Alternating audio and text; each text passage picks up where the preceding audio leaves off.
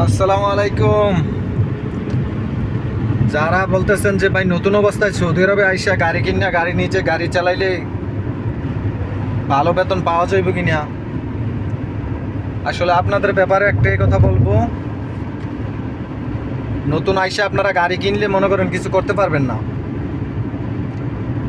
আপনি আসবেন আইসা মনে করেন রোড গার্ড চিনতে হইব, বাসা বুঝতে হইব, অনেক কিছু। সো তার সবচেয়ে ভালো হইব আপনারা নতুন অবস্থায় আসলে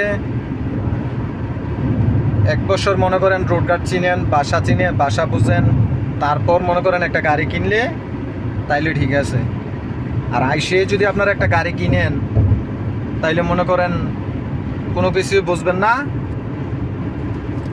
মনে করেন 20,000 রিয়াল 25,000 রিয়াল দিয়ে একটা গাড়ি কিনিয়া কোনো কিছু একটা হয়ে গেলে মনে করেন উল্টা আরও অনেক ক্ষতি হইব। সো আমি এটাই বলবো যে নতুন অবস্থা আইসে একটা গাড়ি কিনবেন না। আস্তে ধীরে আপনারা কি যে কয় সব কিছু রুট গার্ড চিনবেন, তারপর আস্তে ধীরে পরিস্থিতি বুঝিয়া গাড়ি একটা কিনবেন, অবশ্যই ভালো কিছু করতে পারবেন।